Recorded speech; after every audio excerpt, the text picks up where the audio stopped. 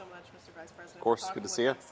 So Compotech, it's one of the many Maine-based businesses that supports the U.S. defense sector. Sure. How does the administration plan to continue to support Maine businesses when it comes to defense manufacturing and technology? Yeah, well, this has been one of the great success stories in Maine, but also in the country. This is a company that builds things that our troops need, that keeps our troops safe, but really has tried to do it the right way. They hire local people. They don't rely on private equity. This is a local business that is developed locally, that has grown locally, and that does a very, very good service for the United States of America. So very proud to be here. And this is exactly the type of company that we want to see thrive. The whole approach of the Trump administration economic policy has been to reindustrialize the country, to rebuild American manufacturing. So we obviously saw a lot of heartache and a lot of job losses over the last 10, 15 years in this community.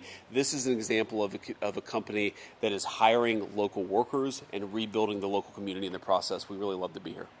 And when it comes to small businesses in Maine, there's so many. It really makes up the economy. Do you have any comment on the 50% tariffs that kicked in over the weekend with Canadian goods, as a lot of Mainers could be concerned about what that means for their business? Sure, yeah, and I understand, obviously we're right on the border of Canada. I know there's a lot of cross-border trade and so forth between Canada and Maine. We really think over the long term this is the sort of thing that's going to benefit the whole United States of America, including Maine. Canada has been, unfortunately, one of the main tariff violators, one of the main trade violators that we've seen anywhere in the world. Really the only two countries that have really retaliated against the United States have been Canada and China. I think people were shocked to hear that. But unfortunately for the Canadians, they rely on our economy, they rely on Maine a lot more than Maine relies on them. And so what we're going to do is just impose some fair rules, really force the Canadians to come to the table and give Maine businesses the same treatment they give their own businesses. That's really all we're asking, is for basic fairness. And yeah, we've got to play a little hardball to get to that fairness, but that's what we're trying to do here. And over the long term, we really think it's going to be to the benefit of everybody here in Maine. And then in your visit in May, you really pushed on fraud and the fraud that's been uncovered across the state. Is there any updates that you can share with the anti-fraud task force? Yeah, we continue to find a lot of fraud, unfortunately, especially in the healthcare sector. A lot of Medicaid and Medicare programs, obviously programs that are meant to benefit needy Americans, elderly Americans. A lot of fraud in those systems. Sometimes people just filing for claims, not even providing healthcare services.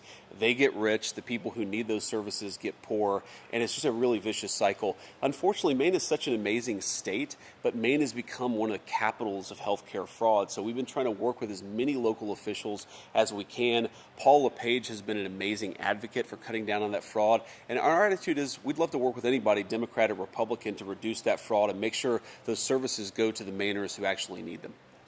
Have you had productive conversations with state officials since then? We've had some productive conversations with some officials, but unfortunately, so much of this has become hyper-partisan here in Maine, where people assume that we're going to drop in and attack the governor or attack whoever else. We really don't want to do that. We actually want to work with local officials to try to cut down on the fraud. Unfortunately, we haven't had a lot of willing participants in the Maine state government. This is one of the reasons why we're here campaigning for Paul LePage, is because he was such an effective advocate for Mainers, Democrat and Republican. We'd like to get back to that basic common sense, good government approach. And why is it so important to be at a business like Compotech and just travel across the country to highlight these small businesses that are becoming major leaders? Yeah, one of, again, I would say the main economic theme of the Trump administration's economic agenda is we want to rebuild the country. I came from a steel town that was dying for a very long time, was at that steel mill that my grandfather worked at last week in Middletown, Ohio.